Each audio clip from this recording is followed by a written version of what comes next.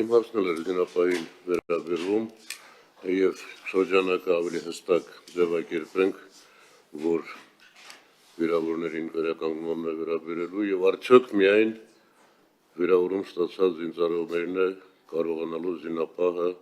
աջակցություն հայտնել, թե կարող է ավելի ընդլայնվել շրջանակը։ Եվ երկրորդ հարցը, որ օրենքի փոփոխություններին չի առնչվում, ես հիշում եմ, որ մենք նույն ժամանակին նպաստների համակարգը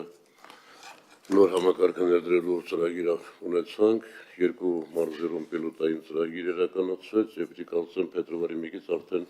տարածվել ամբողջ հանրապետությունով այստեղ ինչ վիճակ է, շնորհակալ եմ։ Շնորհակալություն, պարոն Վարդանյան, տեսեք շնորհակալություն, առաջի մասով ասեմ, որ մենք օրենքով տալիս ենք հնարավորություն, որպեսզի դա տեղի ունենա եւ գործընկերների հետ բանակցությունների արդյունքում ենք հանգում եւ նաեւ իրենց կանոնադրական գործառույթների իրականացնելու արդյունքում ենք հանգում, թե ինչ շրջանակ են իրանք պատրաստ դա անել հիմա։ Այս փուլում բանակցությունները այն շրջանակի մասն էր, որ ես խոսեցի, բայց զինապահ հիմնադրամը գիտեք, որ ունի նաեւ խորհրդով հնարավորություն ավելացնելու շահառուներ, չվերազանցելով իր կանոնադրական գործառույթները եւ հնարավոր են նաեւ ապագայում ավելի ընդլայնում, բայց այս պահին խոսքը 44-օրյա պատերազմի շահառուների մասին է։ Երկրորդ մասով դուք իրավացի եք, մենք ունենք անապահովության գնահատման նոր համակարգ, որի շրջանակներում նաև եւ գնահատումն է այլ կերպ իրականացում եւ նաև միջոցների, այսինքն աջակցությունն է այլ կերպ իրականացվում եւ այն այս պահին գործում է Սյունիքի եւ Կոտայքի մարզերում, բայց մենք ժամկետը պիլոտի գործողության երկարացրեցինք դեկտեմբերին, հիմա կասեմ ինչու եւ այն ամբողջ երկրի վրա տարածվելու է հուլիսի 1-ից եւ ոչ թե փետրվարի 1-ից, որտեվ պիլոտի նախ 1 տարին լրանում է մարտի վերջ եւ մենք այնուամենայնիվ ցանկացանք ամբողջ ցիկլը փակել երկու մարզերի, որպեսզի բոլոր խնդիրները վերհանենք։ Երկրորդը մենք արդեն իսկ ունենք վերհանած խնդիրներ, հատկապես մի քանի ուղղությամբ դրանք կանգ գործոններն են, ստոպ ֆակտորները, այսպես ասած, որոնք ավտոմատ կտրում են գործընթացը, այսինքն երբ որ կան այդ ստոպ ֆակտորների առկայություն, գնահատումը նույնիսկ չէ շարունակվում ընտանիքի, դրանք օրինակ գույքարկիչ սահմանաչափերն են, նախկին վարկավորումներն են, այլ տեսակի գույքերն են, ինչպես նաև ունենք որոշակի հարցեր չափանիշների հետ կապված, օրինակ մինիմալ եկամուտը ինչքան գնահատենք, ամեն գործոնի կշիռը ինչքան գնահատենք եւ հենց այս պահին արդեն իսկ այդ մեր վերհանածով որոշակի վարժություններ ենք անում, որպեսզի հնարավորինս թիրախային լինի եւ վերջնական աջակցությունը եւ նաեւ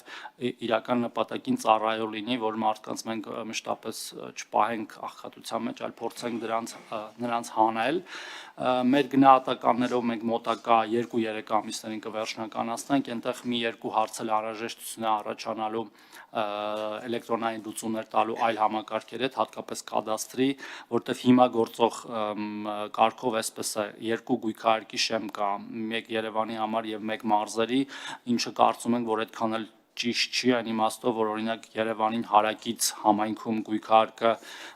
ուրիշ գին ունի եւ Երևանի շատ հեռու համայնքում բոլորովին ուրիշ գին ունի եւ մի շեմով գնահատել այդ երկու համայնքների անձանց պոտենցիալ եկամուտները ճիշտ չի լինի, հիմա ուզում ենք հասկանալ ավելի արդար համակարգ դնելու մեխանիզմը, այդ լուծումներից հետո կամբողջականացնենք ու կգնանք առաջ, կներեք, որ չարաշահում եմ, մի երկու թիվ էլ ասեմ, համակարգը ինքնին ակնհայտորեն ավելի լավն է, քան նախկինը, մենք ունենք միջին նպաստի չափ, որը մոտ 80,000 դրամ է, որը վճարվում է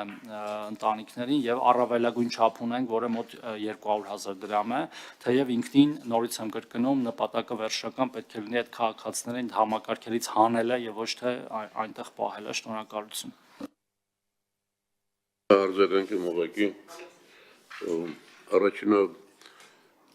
սահմանափակվել միայն 44-օրյա պատերազմի վիրավորներով, կարծում եմ ճիշտ չի, եւ դրանից առաջ եւ դրանից հետո մենք ունեցել ենք դարձյալ նման բաներ եւ երկրորդ ես կարծում եմ, որ բանակցությունները, որ ասում եք զինապահի հետ ընթանում է, կարող է նաեւ ընդլայնվել շրջանակը, այստեղ ես կարծում եմ եւս խնդիր կա, զինապահը ունի իր հստակ առաքելությունը եւ զինապահի կանոնադրությունը ի վերջո ազգային ժողովը չի հաստատում եւ կարող է այնպես լինել, որ շատ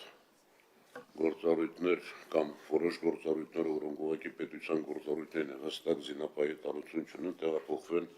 զինապահի միջոցների հաշվին, որը կարծում եմ արդար չէ։ Գալով նպաստների համակարգին երկարաձգել ժամկետը լավ է կարել, բայց